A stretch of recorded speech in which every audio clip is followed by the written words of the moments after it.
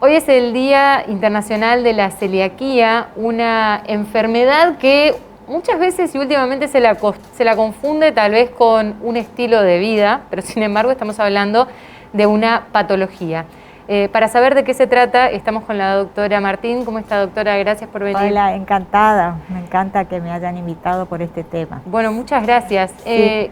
Querría comenzar preguntándole qué es la celiaquía, Bueno, así diferenciamos lo que no es. También. Claro, porque justamente ahora es como que está de moda ser celíaco, pero en realidad no es no son celíacos. La celiaquía hoy en día se la considera una condición celíaca. En realidad es una intolerancia permanente a las harinas que contienen el gluten, que se encuentra en el trigo, avena, cebada y centeno. Cuando el individuo que es genéticamente predispuesto hacia esta enfermedad ingiere el gluten por supuesto, desarrolla un mecanismo inmunológico que se manifiesta en la enfermedad celíaca. Es permanente, dura toda la vida, hasta ahora no tiene cura, quizás alguna terapia génica a futuro, pero nosotros, yo soy pediatra, digamos, nosotros la diagnosticamos, hablamos del siglo pasado, digamos, los pediatras somos los primeros en hacer los diagnósticos de celíacos en los niños, que era lo más frecuente. Venían desnutridos, con la pancita distendida, diarrea crónica y demás. Pero ahora está aumentando la prevalencia y el diagnóstico en mayores de 20 años. Y es así que no vienen con la sintomatología digestiva típica. Claro. Por eso es más difícil el diagnóstico y ahí viene la cuestión de esta difusión. Por ejemplo, a nivel adulto puede venir con una anemia crónica, la deriva el hematólogo al gastroenterólogo para que descarte esta patología.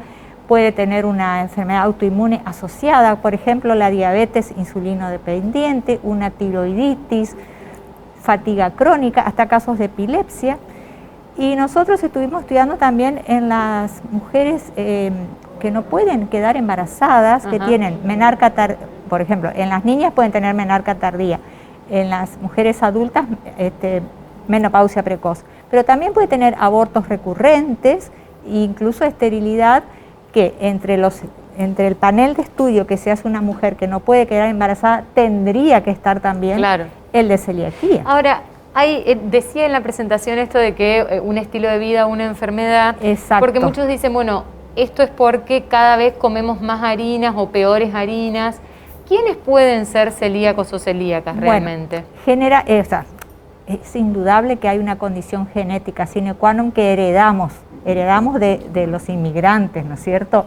De los europeos y demás, que han venido a afincarse a América, porque antes los indígenas no tenían esto y encima se alimentaban con maíz.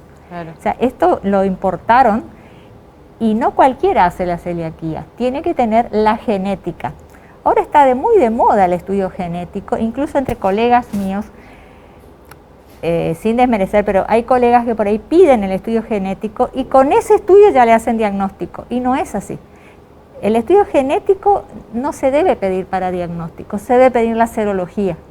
La serología, que son anticuerpos contra un análisis de sangre. Es un análisis de sangre y cuando da positivo se hace la endoscopía. Eso hace el diagnóstico. El 40% de la población mundial puede tener la genética de la enfermedad celíaca, pero nunca desarrolla la enfermedad. O no sabemos en qué momento de la vida. Solo el 1% desarrollará la enfermedad. ¿Y por qué? ¿Qué diferencia a ese 40 de ese 1? ¿Quiénes son los que efectivamente terminan desarrollando la enfermedad? Y bueno, ahí viene la cuestión. No se sabe el por qué. Hay como un ímpetu de cada uno, un desarrollo, un mecanismo inmunológico. Hay personas que ya tienen una patología inmunológica de base y esas son son los factores de riesgo para que uno los persiga, digamos, con la serología y les haga el estudio. Hay personas que con una pequeña ingesta de gluten pueden desarrollar y hay otras que necesitan una sobrecarga más importante. No se sabe el porqué. Mi tío, por ejemplo, yo siempre lo pongo de ejemplo, a los 82 años se hizo el diagnóstico de celíaco. Y él fue policía, durante toda su vida, policía federal, le han hecho chequeos por todo, y en la adultez desarrolló la enfermedad. La genética la tuvo siempre. pero el mecanismo que desarrolló la enfermedad surgió en su vida adulta. Porque algunos decían, bueno, puede ser en las mujeres, por ejemplo, luego de un embarazo, sí, o puede ser por estrés. Por una cirugía, ajá, exactamente, un cambio de la pubertad, de la edad media, los ancianos, ahora estamos viendo en los ancianos también, ajá, sí.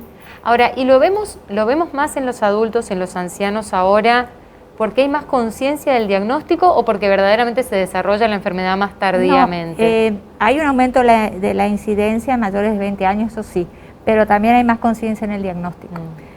O sea, yo por lo menos a mis pacientes que son niños, les digo, dígale a su médico que le pida, porque cuando hacemos el diagnóstico en un celíaco, tenemos la obligación de pedirle a los hermanos, a los familiares de primer grado, padres e hijos, el estudio de celiaquía, claro, en sangre.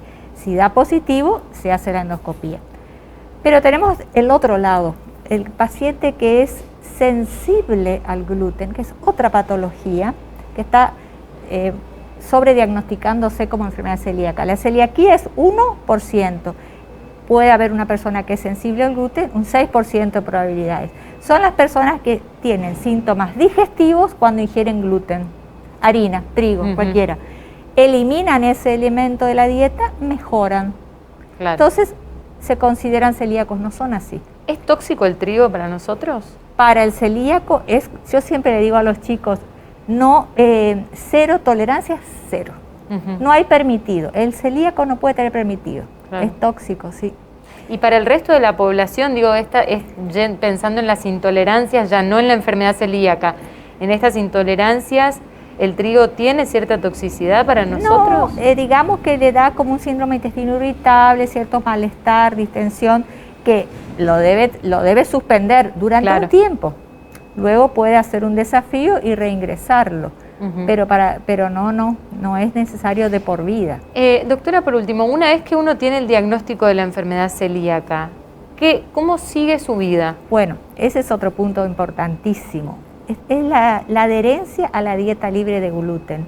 Uno dice, bueno, uno le hace todo el estudio y en 2 minutos, como decía el doctor Cueto Rúa, un gran referente en pediatría, en 2 minutos le digo el diagnóstico, dieta sin gluten y lo mando a la casa. Nos tiene que llevar un tiempo largo en la consulta al paciente celíaco. Es todo un training que tenemos que enseñarle. Nosotros, un licenciado en nutrición entrenado en dar una dieta sin gluten. Porque no es solo ir al supermercado y comprar elementos que digan sin TAC. Tiene que buscar en internet el listado de alimentos aptos para celíacos que da la ANMAT, que a su vez nos dice cómo da pautas para las fábricas que elaboran alimentos sin gluten, para los restaurantes que tienen que dar un menú sin gluten. O sea, el paciente que va a ir a un restaurante celíaco, no sabemos si ese restaurante está supervisado con la técnica correcta para evitar contaminación cruzada. Yo siempre le digo a los pacientes, el gluten es una parte de la dieta, un 20%.